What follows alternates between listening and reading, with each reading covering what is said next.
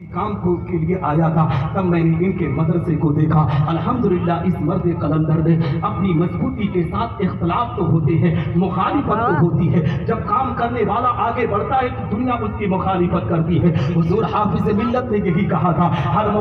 مخالفت کا جواب کام ہے، تم کام کرتے جاؤ، دنیا تمہارے جانے کے بعد اس کام کی گواہی دے گی۔ اور میں نے ان کے کام کو دیکھا۔ میری قوم کے لوگوں، مخالفت نہیں کرنا چاہیے، اگر کسی کے لیے قدم نہیں بڑھا سکتے ہو تو اس کے ٹانگ کو پکڑ کر کھینچنے کی کوشش نہ کرو۔ مدرسہ کتنی محنت سے چلتا ہے میں جانتا ہوں، 2.5 سال سے میں مدرسہ سے مسلمان بیٹھے ہیں، ان کو پیغام تو آج جانتے ہو، جب ہمارے بزنس میں گڑبڑی ہوتی ہے نا، ہمارے کاروبار میں گڑبڑی ہوتی ہے تو ہم کیا کرتے ہیں، مہدوپار میں کسی پیر صاحب کی آمد ہوئی تو پیر کی بارگاہ میں پہنچ کر، آخری بات کر رہا ہوں ٹائم زیادہ ہو رہا ہے، پیر صاحب کی بارگاہ میں پہنچ کر کہتے ہیں پیر صاحب آپ دعا کر دیجئے، یہاں پیر صاحب سے دعا کرائے، مہداور میں پیر صاحب سے دعا کرائے، امردوبہ میں جا کر پیر صاحب سے دعا کرائے، اور ادھر ادھر جہاں سن لیے نا فلاں پیر صاحب آ رہے دعا کراتے جا رہے ہیں، ان کی دعا قبول نہیں ہو رہی ہے۔ اے مسلمان سن، اگر تیری دعا کہیں قبول نہ ہوتی ہو تو سیدھے اپنے گھر کو آ، تجھے کسی کے پاس جانے کی ضرورت نہیں ہے، تو سیدھے اپنی ماں کے قدموں میں آ جا،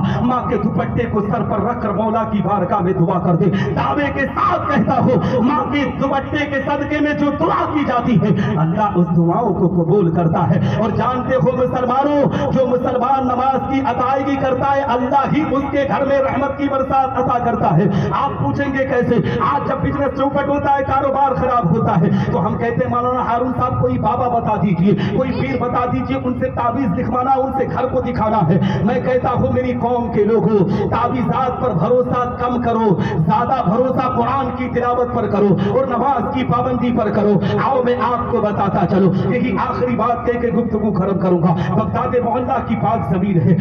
جو کاروبار کو انجام دے رہا ہے، کاروبار کر رہا ہے لیکن کام میں اسے مزہ نہیں آ رہا ہے، اس لیے کہ اس کو منافع کے بجائے گھاٹا جا رہا ہے، زندگی سے پریشان ہو چکا ہے، نماز بھی پڑھتا ہے، قرآن بھی پڑھتا ہے، صدقات و خیرات بھی کرتا ہے، مگر پھر بھی اللہ اس کے کاروبار میں برکت نہیں عطا کر رہا ہے، زندگی سے پریشان ہو کر اپنے آپ میں مایوس ہو گیا۔ ایک دن ایک شخص سے ملاقات ہوئی، شخص سے کہنے لگا میرے بھائی یہ بتا، میں زندگی سے مایوس ہوں، زندگی میں جو بھی کاروبار شروع کرتا ہوں میرے کاروبار میں اللہ کی برکت کا نزول نہیں ہوتا ہے، میں یہ سوچتا ہوں اب کروں تو کیا کروں؟ تو جانتے ہو اس شخص نے کہا تھا تو بغداد محلہ کی بارگاہ میں زندگی گزار رہا ہے، بغداد کی زمین پر تیری زندگی گزر رہی ہے، تو چلا جا سیدھے شہنشاہ بغداد کی بارگاہ میں، سرکار غوث اعظم اپنے مدرسہ نظامیہ میں تشریف فرما ہے۔ اے مسلمانوں، مدرسوں سے دین کی تبلیغ ہوتی ہے، مدرسوں سے قرآن کی تعلیم کو عام کیا جاتا ہے، مدرسوں